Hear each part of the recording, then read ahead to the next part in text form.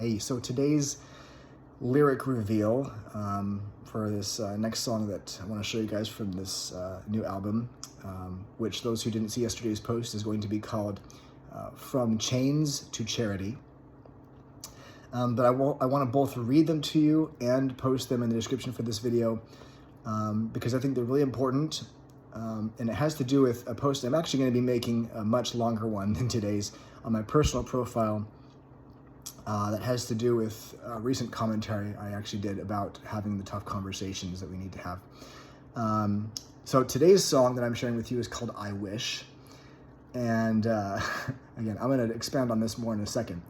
But the lyrics go, it's been several years since it first appeared. And this is, once again, talking about my story of addiction recovery from pornography addiction. So yeah, it goes, it's been several years since it first appeared, and this whole time it's been screaming in my ears. The part of me that knows it's wrong can't fight it because I'm not as strong as I wish I'd been all those years ago. My parents do a decent job of teaching me the Word of God, so why is it so hard to let go? I wish it didn't feel so hard in this little town to talk about sex and love. I wish I felt more safe asking questions about it, but it only feels like a game of push and shove. Second verse, it's hard to tell if what I feel for her is really love or just a lustful blur. I know what I've been looking at is not love's natural habitat. I wish I'd never gone down this road. This constant struggle in my head fills my heart with pain and dread as my sense of self-worth corrodes. And the chorus again, I wish it didn't feel so hard in this little town to talk about sex and love. I wish I felt more safe asking questions about it, but it only feels like a game of push and shove. And the bridge, I know I'm addicted. This porn is so wicked. I'm scared of what I might become. I want a way out, but I'm so scared about what'll happen if I let it out and tell someone. I wish one of these times that someone would catch me, take me by the hand, lead me back to the Lord. I wish a lot of things, but right now, most of all, I want to feel the love of God restored. And I know there's a lot of little towns. I know the one I grew up in is definitely not the only one that like places, and I know there's some bigger cities that have problems with this too.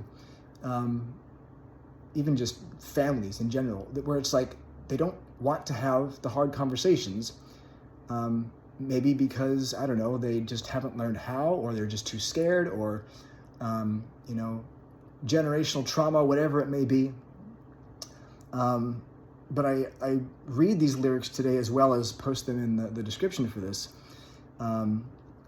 Because I want to invite people to stay tuned for the post I have that's going to talk more about this, because the hard conversations that aren't being had kindly are one of the reasons why a certain poll, actually it was an opinion poll I read recently, that mentioned why so many Americans consider this country as the one country where we are most likely to see those who disagree with us with contempt, where we are most socially divided on some important issues. And I guarantee you, the reason that division is happening more in some areas than others is because people don't want to have the hard discussions.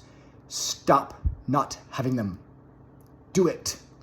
Calm your butt down. If it's a topic you're emotionally charged on, calm your freaking butt down, have the discussion, be kind about it, take some deep breaths, and just have it.